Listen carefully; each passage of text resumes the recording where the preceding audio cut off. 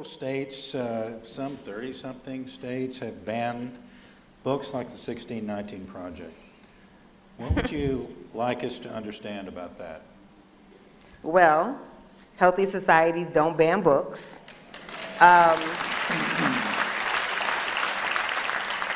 You can't call yourself the freest, greatest country in the world and you're so afraid of contrary ideas that you have to make them illegal.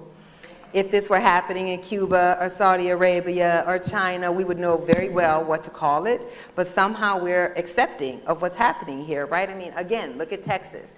1619 Project is banned by name.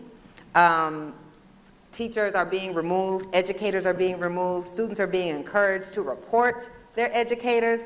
There is a school here named after a man who was enslaved and they can't teach his book. So this is the sign of a country that is losing democracy. And if you look at people like historian Timothy Snyder or the philosopher Jason Stanley, people who track what happens as a country is veering towards authoritarianism, the first thing they do is they come for books, they come for writers, they come for thinkers. And that's what we're seeing. The First Amendment to our Constitution, the very first one, is a free press, right? It is the ability to have freedom of speech.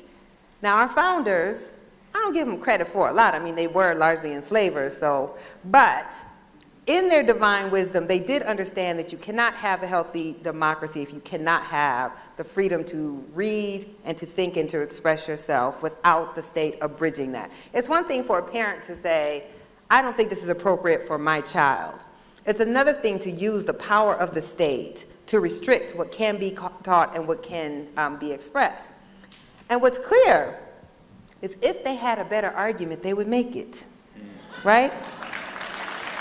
I mean, seriously, you ban ideas when you are afraid that you can't counter that idea on your own. So instead you say, we won't let you learn or discuss this at all. What is the purpose of a public education, right? It's to build citizens. It's to help you have an understanding of a world that's not the microcosm of your household or your little community. It is to challenge us. It is to expand our minds. And instead, they want to raise children who are indoctrinated into this ideal of American exceptionalism that has to erase the truth of our history and talks about not wanting children to feel anguish. That was my entire K-12 experience, right? Name the black or brown or the trans or queer child whose experience has not been to sit in the classroom and feel demeaned, to feel anguish, to feel left out. So we have got to, we have to understand that the opposition, the people who are banning books, who are chasing books out of libraries, out of schools, they are extremely well organized, but they are not representative. So what are y'all gonna do about it, right? They're enacting these laws in your names, even though they are not representative of the people. Now,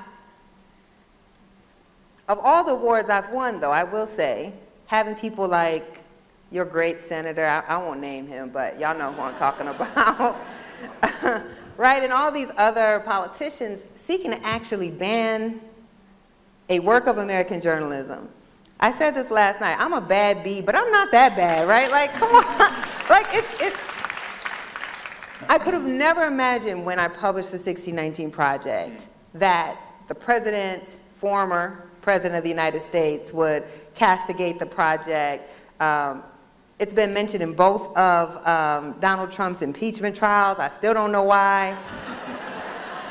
You know, Ted Cruz, during the confirmation hearing for the first black woman Supreme Court justice, basically they forced her to disavow both me and the project as part of the confirmation process.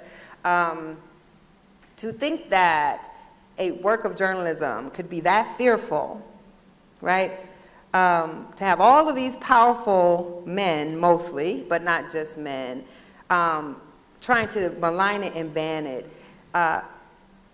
What it tells you is the power of who gets to control our national memory and how we think about and conceive ourselves. Because at its root, the 1619 Project is a work of memory, right? It's trying to challenge this crafted collective memory we have of the United States as this unique nation, the freest country in the history of the world, the only country that puts in its founding documents universal equality, you know, some of the most famous words in the English language. We hold these truths to be self-evident, that all men are created equal, endowed by the Creator with inalienable rights, were written by a man who owned 200 human beings at the time he wrote those words.